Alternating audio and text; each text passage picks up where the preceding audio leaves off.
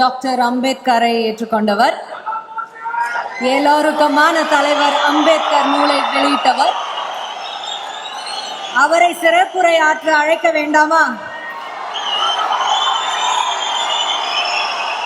தமிழக வெற்றி கழகத்தின் தலைவர் திரு விஜய் அவர்களை அழைக்கிறோம். Sir, please join us, sir.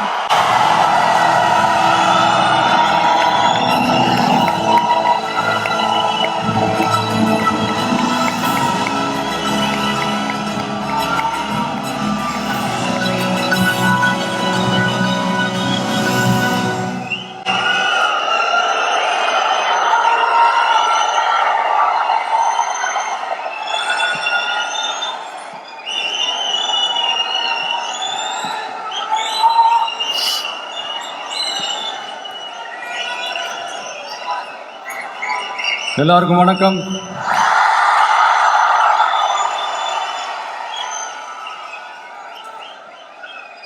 அண்ணல் அம்பேத்கர் அவர்களுடைய இந்த நூல் வெளியீட்டு விழாவில் கலந்துக்கிறது, அதுவும் இந்த முக்கியமான நாளில் கலந்துக்கிறது எனக்கு கிடைச்ச மிகப்பெரிய ஒரு வரமா நான் நினைக்கிறேன். விகடன் குழும நிறுவன தலைவர் திரு ஸ்ரீனிவாசன் அவர்கள், அண்ணல் அம்பேத்கர் அவர்களுடைய பேரன் திரு ஆனந்த் டெல்டும்டே அவர்கள், நீதியரசர் ஓய்வு பெற்ற நீதியரசர் திரு சந்துரு அவர்கள், திரு ஆதவ் அர்ஜுனா அவர்கள், என் நெஞ்சில் குடியிருக்கும்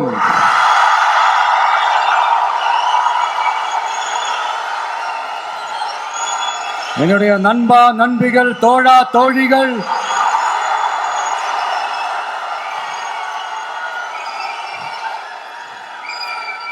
உங்க எல்லாரு கூடவும் இவங்க எல்லாரு கூடவும் இந்த ஸ்டேஜில் நானும் இருக்கிறது எனக்கு ரொம்ப பெருமையா இருக்கு.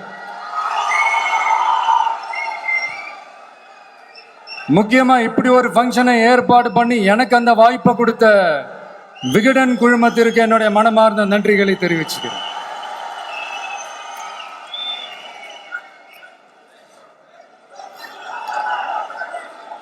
இன்னைக்கும் நிறைய பேர்கிட்ட உங்க ஃபேவரட்டான ஹாலிடே டெஸ்டினேஷன் எதுன்னு கேட்டீங்கன்னா நியூயார்க் சிட்டின்னு சொல்லுவாங்க. ஏன்னா அங்க போய் ஒரு 2-3 நாள் தங்கிட்டு வர்றதே அது ஒரு பெரிய ஸ்டேட்டஸ் ஆகவும் ஒரு பெரிய அச்சீவ்மெண்ட் ஆகவும் நினைப்பாங்க. ஆனா 100 வருஷத்துக்கு முன்னாடியே நியூயார்க்லாம் போய் அங்க உலக புகழ் பெற்ற கொலம்பியா யூனிவர்சிட்டிலலாம் போய் படிச்சு டாக்டர் பட்டம் வாங்கி சாதிச்ச ஒரு அசாத்திய மாணவர் ஒருத்தர் இருந்தார். அது கூட பெருசு இல்லை, அவர் எந்த சூழ்நிலையில அங்க போய் படிச்சு சாதிச்சாருன்றதான் மிகப்பெரிய விஷயம். அன்னைக்கு அந்த மாணவரை, நீ இந்த சாதியில பிறந்திருக்கிற, உனக்கெல்லாம் படிக்கிறதுக்கெல்லாம் தகுதி இல்லை, நீ எல்லாம் எதுக்கு ஸ்கூலுக்கு வர, அப்படி இப்படின்ட்டு அவர் வாழ்ற சமூகமே அவரை தடுத்துச்சு. அதையும் மீறி அந்த மாணவர் பள்ளிக்கூடம் போனா சக மாணவர்களுடன் சரிசமா உட்கார்ந்து படிக்க அவருக்கு அனுமதி இல்லை. தாக எடுத்தா தண்ணி கூட குடிக்க முடியல. அப்படி அத்தனை சக்திகளும் அவருக்கு எதிராக இருந்தது. ஆனா ஒரே ஒரு சக்தி மட்டும்தான், நீ படி, எத்தனை தடைகள் வந்தாலும் படி, தொடர்ந்து படி அப்படின்னு சொல்லிக்கிட்டே இருந்தது. அதுதான் அந்த மாணவருக்குள்ள இருந்த அந்த வைராக்கியம். அந்த சின்ன வயசுல அந்த மாணவருக்குள்ள எப்படி அப்படி ஒரு வைராக்கியம் வந்துச்சுன்னு நினைச்சு பார்க்கும்போது உண்மையிலே பிரமிப்பா தான் இருந்துச்சு. அந்த வைராக்கியம் தான் அந்த மாணவரை பிற்காலத்துல இந்த நாட்டோட ஒரு தலை சிறந்த இன்டெலெக்சுவலா டிரான்ஸ்ஃபார்ம் ஆகிறதுக்கும் காரணமா இருந்துச்சு. எனக்கு தெரிஞ்ச உலக வரலாற்றிலே இப்படி ஒரு டிரான்ஸ்ஃபர்மேஷனை யாரும் பார்த்திருக்க மாட்டாங்க. அந்த மாணவர் வேற யாரும் இல்ல, நம்மளுடைய அண்ணல் அம்பேத்கர் அவர்கள் தான்.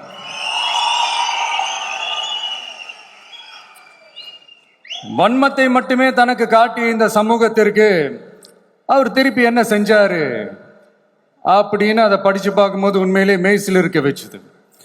பிறப்பால் நாம் அனைவரும் சமம், நீ எந்த சாதியில பிறந்திருந்தாலும் எந்த மதத்தை பின்பற்றினாலும் சட்டத்தின் முன் நாம் அனைவரும் சமம் அப்படிங்கிற ஒரு உயரிய கோட்பாட்டை உறுதி செய்யும் நம் நாட்டின் அரசியல் சாசன சட்டத்தை வழங்கி நம்ம நாட்டில் இருக்கிற எல்லாருக்குமே ஒரு பெருமை தேடி தந்தவர்.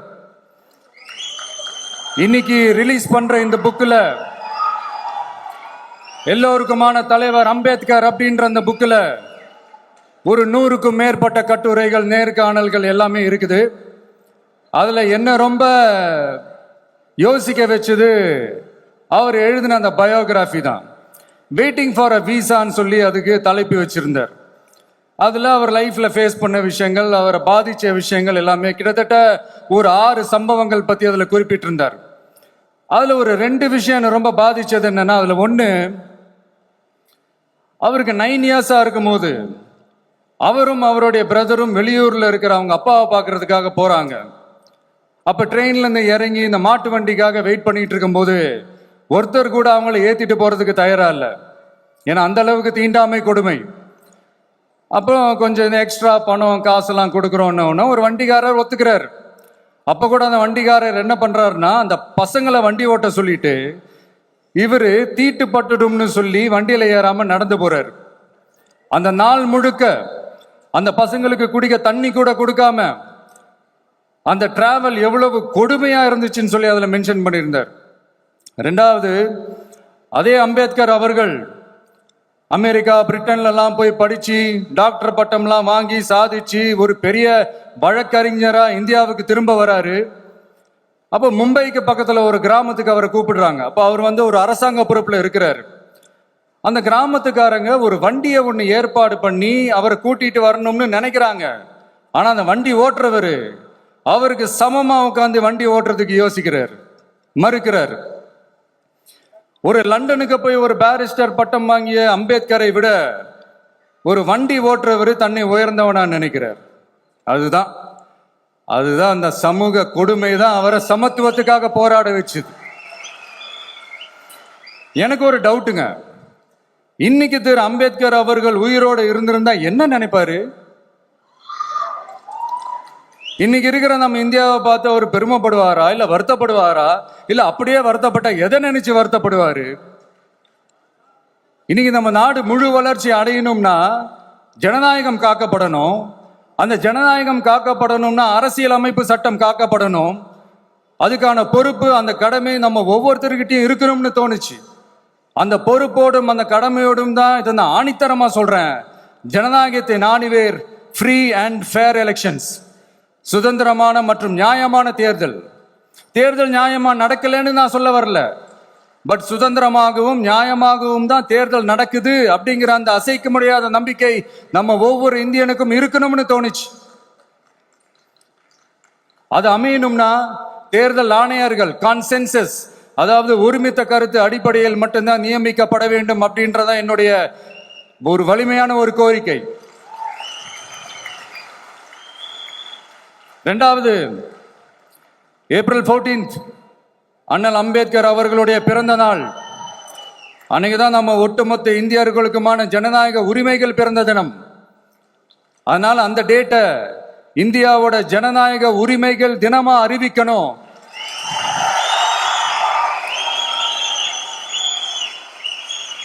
அப்படின்றத என்னுடைய இன்னொரு தாழ்மையான ஒரு வேண்டுகோள். அது இந்திய ஒன்றிய அரசிடம் நான் முன்வைக்கிறேன்.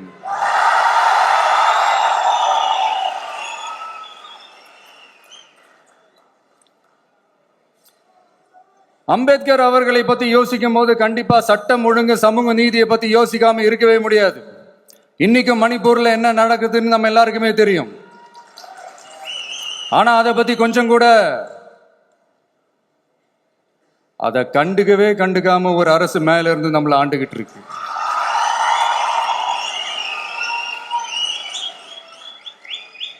சரி, அங்கதான் அந்த அரசு அப்படி இருக்குன்னா இங்க இருக்கிற அரசு எப்படி இருக்கு?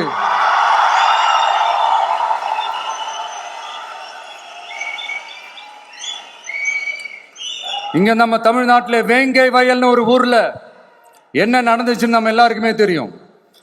சமூக நீதி பேசுற இங்க இருக்கிற அரசு அதுக்கு எந்த விதமான ஒரு நடவடிக்கை எடுத்த மாதிரியே எனக்கு தெரியலையே. இவ்வளவு காலங்கள் தாண்டி, இத்தனை வருஷங்கள் தாண்டி ஒரு துரும்ப கூட கிள்ளி போடலையே. அதுதான் இதெல்லாம் இன்னைக்கு அம்பேத்கர் அவர்கள் இன்னைக்கு பார்த்தாருன்னா வெக்கப்பட்டு தலை குனிஞ்சு போவார்ல. கரெக்ட், நம்ம நடக்கிற பிரச்சனைகள், நடக்கிற கொடுமைகளுக்கெல்லாம் நம்ம குரல் கொடுக்கணும்.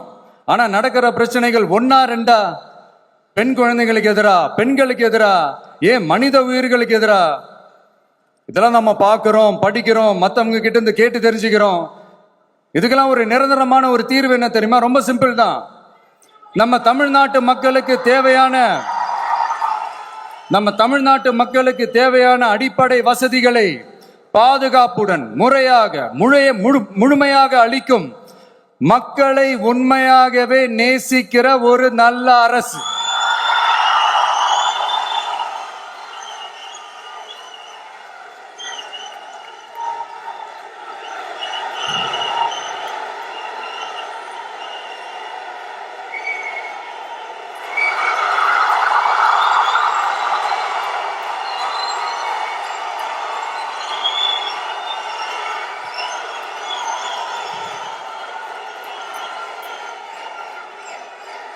அதான் சொன்னேன், இது அமைஞ்சிட்டாலே போதும். அதான் ரொம்ப சிம்பிள்னு சொன்னேன். அதனால இங்க டெய்லி நடக்கிற பிரச்சனைகளுக்கு சம்பிரதாயத்துக்காக ட்வீட் போடுறதும், சம்பிரதாயத்துக்காக அறிக்கை விடுறதும், சம்பிரதாயத்துக்காக நானும் மக்களா இருக்கிறேன்னு காட்டிக்கிறதும், சம்பிரதாயத்துக்காக மழை தண்ணியில நின்று போட்டோ எடுக்கிறதும்,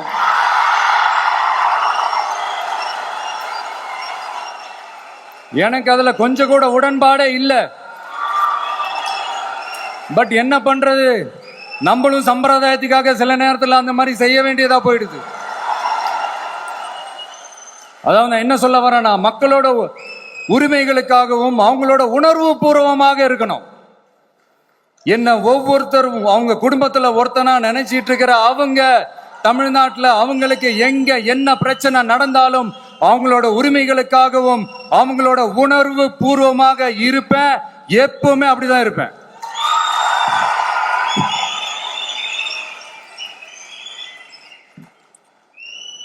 மக்கள் உணர்வுகளை மதிக்க தெரியாத, மக்களுக்கு அடிப்படை சமூக நீதியான பாதுகாப்பை கூட உறுதி செய்ய இயலாத, கூட்டணி கணக்குகளை மட்டுமே நம்பி இருமாப்புடன் 200 வெல்வோம்,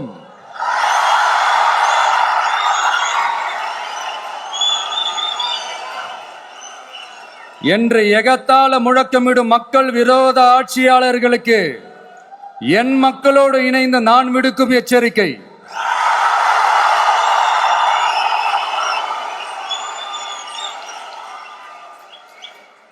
நீங்க உங்களோட சுயநலனுக்காக பல வழிகளில் பாதுகாத்து வரும் உங்கள் கூட்டணி கணக்குகள் அனைத்தும்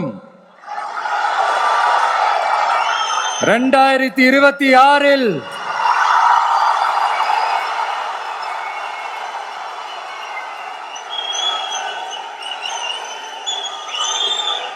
மக்களே மைனஸ் ஆக்கி விடுவார்கள். மக்களே மைனஸ் ஆக்கி விடுவார்கள்.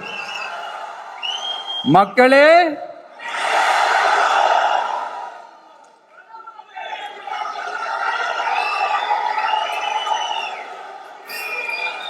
எனக்கு இந்த வாய்ப்பு கொடுத்த விகடன் குழுமத்திற்கும் வந்திருக்கும் பெரியோர்களுக்கும் சான்றோர்களுக்கும் மீண்டும் என்னுடைய வணக்கங்கள், மீண்டும் என்னுடைய நன்றிகள்.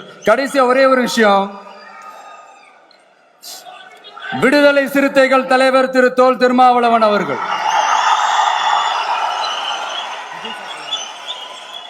அவங்களால இன்னைக்கு வர முடியாம போச்சு.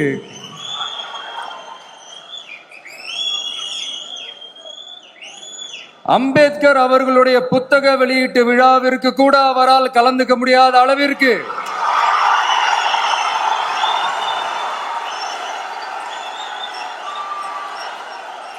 கூட்டணி கட்சிகள் சார்ந்து எவ்வளவு பிரஷர் இருக்கும் என்று என்னால் யூகிக்க முடிந்தாலும் நான் இப்ப சொல்றேன், அவருடைய மனசு முழுக்க முழுக்க இன்னைக்கு நம்மளோட தான் இருக்கும். நன்றி, வணக்கம்.